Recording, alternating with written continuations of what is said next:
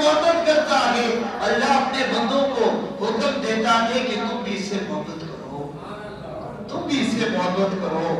میرے عزیز دوستو، اللہ سے محبت کرنا، اللہ کے محبوب جس سے اللہ نے محبت کی، محمد عربی صلی اللہ علیہ وسلم، کہ جن کی میرے عزیز دوستو ہمارے اوپر اربوں خربوں جو احسانات ہیں، جن کے صدقے سے ہمیں یہ دین ملا ہے، جن کے صدقے سے ہمیں یہ قرآن ملا ہے، جن کے صدقے سے ہمیں رمضان ملا ہے، میرے عزیز دوستو اس ہستی کی سے محبت کر لو۔ اور اس کی محبت کا ایک بڑا ذریعہ میں بتانے لگا ہوں۔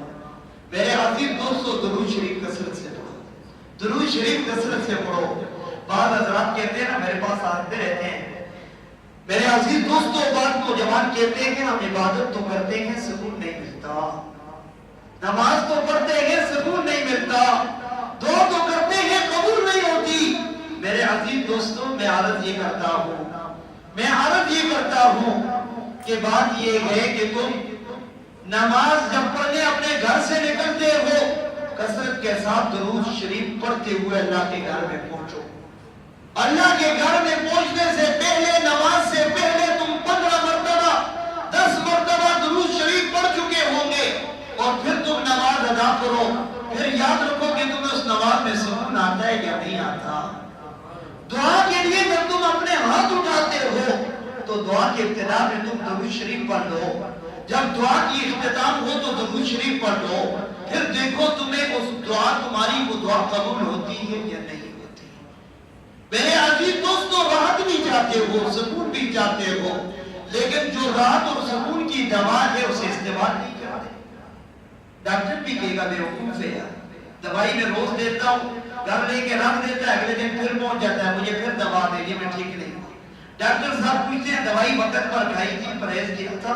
کہتا ہے کہ نہیں، وہ تو گھر میں رکھی ہے، الماری میں سنبھال کے رکھی ہوئی ہے۔ ڈاکٹر پھر شاپر بھر کے دے دیتا ہے، دے جی 500 روپے 1000 روپے نکال، صاحب پھر جیب سے پیسے نکالتا ہے، ڈاکٹر کو دینے کا بیوقوفی نہیں ہے، نور کیا ہے۔ میرے عزیز دوستو رب کائنات نے کلام اللہ کے اندر فرمایا وَنُنَزِّلُ مِنَ الْقُرْآنِ مَا هُوَ شِفَاءٌ وَرَحْمَةٌ لِّلْمُؤْمِنِينَ، میں نے قرآن کریم کو نازل کیا تمہارے لیے شفا بنا کر کے۔ سبحان اللہ۔ سکون چاہتے ہو تو قرآن پڑھو، راحت چاہتے ہو تو قرآن پڑھو۔ آج میں کہتا ہوں نا، میرے الحمدللہ 4-5 بچے ہیں، حافظ صاحب کے 2 بچے ہیں، 3 بچے ہیں ماشاءاللہ۔ ہمارا گھر آباد ہے، بیوی بھی ہے، 4 بچے بھی ہیں، اللہ نے 4-5 بچے بھی عطا کر دیے، بیوی بھی دی ہے، گھر بھی ہے، سب کچھ ہے۔ کیا سوچتا ہوں؟ کیونکہ میری جو ہے وہ عقل محدود ہے کہ میرا گھر آباد ہے، میرے بہنیں بھی ہیں، بھائی بھی ہیں، والدین بھی ہیں، بیوی بھی ہے، بچے بھی ہیں، لیکن میرے عزیز دوستو یہ بات کیوں سمجھ نہیں آتی کہ گھر آباد بیوی بچوں سے نہیں ہوا کرتا۔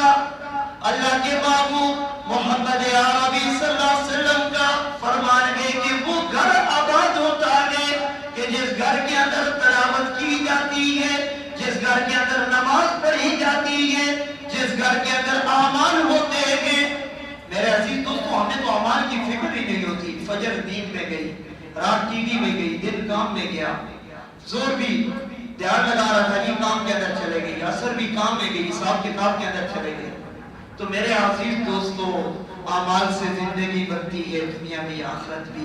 اللہ تبارک و تعالی ہم سب کو عمل کی توفیق عطا فرمائے۔ جو کچھ کہا، جو کچھ سنا، اور اللہ سے